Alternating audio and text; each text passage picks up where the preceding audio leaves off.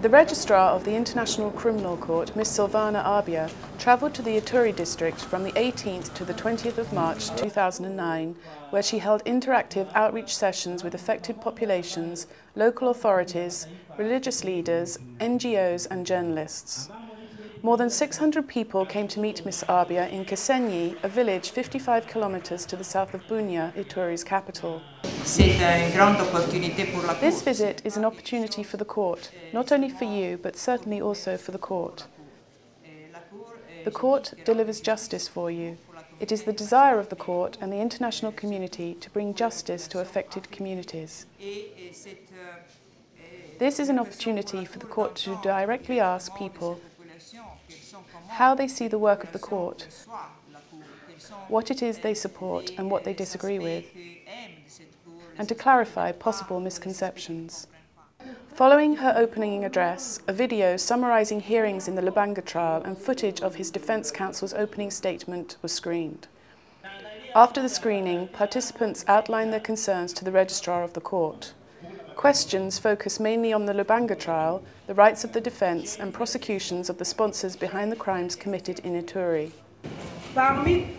Of all those persons who possibly committed genocide, we are only mentioning Thomas Lubanga. Who are the others and what is the court doing about them?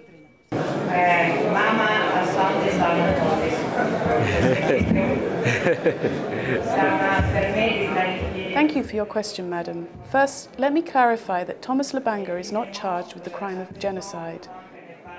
Secondly, the court has just commenced its work and is a permanent court. Also, the crimes of genocide, crimes against humanity and war crimes do not expire over time.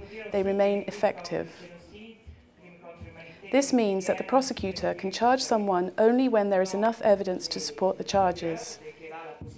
The investigations are complicated and sometimes it is difficult to obtain evidence. But when there is enough proof to support the charges, it is within his mandate to prosecute.